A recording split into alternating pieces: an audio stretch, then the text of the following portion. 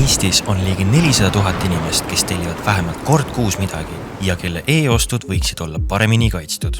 Eriti olukorras, kus kolmandik aastast sajab.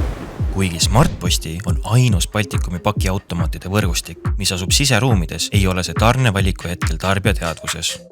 Kampaania eesmärk oli tõsta top of mind teadlikkust Smartposti siseruumides asuvatest pakiautomaatidest ja teha seda viisil, mis seostuks päris elulise olukorraga.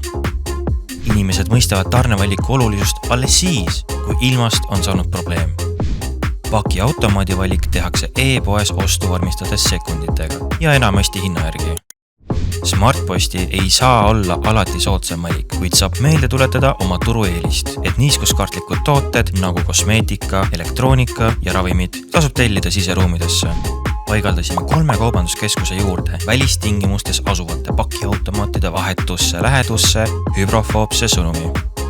Asfaldile kantud sõnumit kuiva ilmaga ei näe, kuid ilmus nähtavale ainult probleemi tekkides ehk vihmaga ning suunas tähelepanu siseruumides asuvale Smartposti pakiautomaadile. Mõned päevad hiljem jagasime sõnumit ka oma sotsiaalmeedias ja meie lahendust märkasid juhuslikult mõned mõjuisikud.